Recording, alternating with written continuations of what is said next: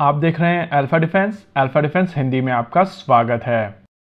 आज की इस वीडियो में हम लोग बात करने वाले हैं इंडियन एयरफोर्स के वाइस चीफ द्वारा दिए गए एक स्टेटमेंट के बारे में, जिसको अलग अलग लोगों ने अलग अलग तरीके से इंटरप्रेट किया है और फिर उसके बाद उनको टारगेट किया है। उनकी पूरी टॉक लगभग 1 घंटा 47 मिनट की थी, यानी कि 1 hour 47 minutes, और लोगों ने एक क्लिपिंग वहां से निकालकर उसको शेयर करना शुरू कर दिया है। जब आप एक पूरी टॉक में से केवल 30 सेकंड या 40 सेकंड की क्लिप निकालते हैं तो आपको उसका कॉन्टेक्स्ट नहीं मिलता है और बिना कॉन्टेक्स्ट के किसी भी बात का किसी भी तरीके से मतलब निकाला जा सकता है। हद तो तब हो गई जब किसी ट्रोल ने उनके रिलीजन के ऊपर कमेंट किया और उसके बाद एक एजेंडा ड्रिवन बड़ी पॉपुलेशन की तरफ से उस चीज को फर्दर हाईलाइट करके एक डिवाइड क्रिएट करने की कोशिश कर दी। इन लोगों का फंडा क्लियर है कि इनको समझना कुछ नहीं है, इनको केवल एजेंडा ड्राइव करना है और कुछ हो ना हो इनका मोटो हमेशा रहता है कि एजेंडा ऊंचा रहे हमारा। इन लोगों से हाथ जोड़कर विनती है कि देश में कोई भी डिफेंस रिलेटेड चीजों को लेकर वोट नहीं डालता है और भैया इस सेगमेंट को छोड़ दीजिए, क्योंकि यहाँ पर एजेंडा ड्राइव करके आपको कुछ नहीं मिलने वाला है। लोग चाहे सर्विसेज के हों, डीआरडीओ के हों, HAL के हों या प्राइवेट इंडस्ट्री के हों,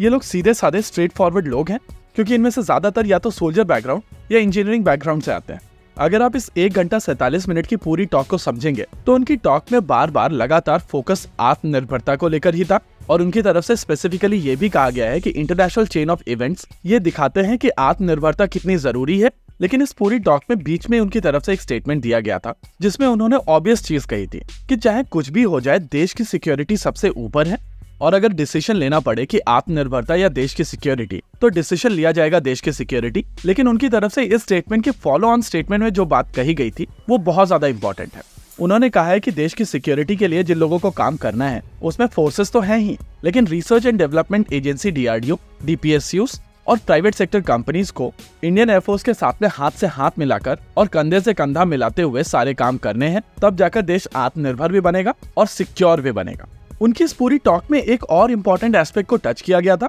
और ये एस्पेक्ट था जियोपॉलिटिकल इंटरनेशनल रिलेशंस। जो लोग जियोपॉलिटिक्स पढ़ते हैं या मॉनिटर करते हैं उनको ये स्टेटमेंट बार बार सुनने मिलता है और ये स्टेटमेंट है कि जियोपॉलिटिक्स में कोई भी परमानेंट दोस्त नहीं है और ना ही कोई भी परमानेंट दुश्मन है, और जो चीज सबसे इम्पोर्टेंट है वो आपका नेशनल इंटरेस्ट, और उसको ड्राइव करने के लिए जो टूल है वो है आपके आर्म्ड फोर्सेस। इंटरेस्टिंग चीज ये है कि इस कॉन्टेक्स्ट में भी उन्होंने आत्मनिर्भरता के बारे में बातचीत की थी और ये चीज भारत सरकार और इंडियन एयरफोर्स के फोकस को दिखाता है। अब लोगों को उनके स्टेटमेंट को जिस तरीके से स्पिन करना था वो लोग स्पिन कर चुके हैं और ये लोग बड़ी अच्छी तरीके से जानते हैं कि आज की तारीख में जितने भी लोग हैं वो ज्यादा डिटेल में जाते नहीं है और बहुत सारे लोग केवल रील्स के ऊपर जिंदा रहते हैं। 30 सेकंड्स की रील देखी, बात खत्म, डिटेल्स में किसी को जाना नहीं है और जिनको एजेंडा ड्राइव करना था वो एजेंडा ड्राइव कर चुके हैं। यानी कि बहुत सारे लोगों को ये कॉन्टेक्स्ट मिलेगा नहीं और वो लोग यही चीज मानकर बैठ जाएंगे कि इंडियन एयरफोर्स के वाइस चीफ की तरफ से इस तरीके का स्टेटमेंट दिया गया और इस पूरे एपिसोड में वो लोग पूरा कॉन्टेक्स्ट कभी नहीं जान पाएंगे। वैसे हम लोगों को यहाँ पर एक चीज और समझनी पड़ेगी।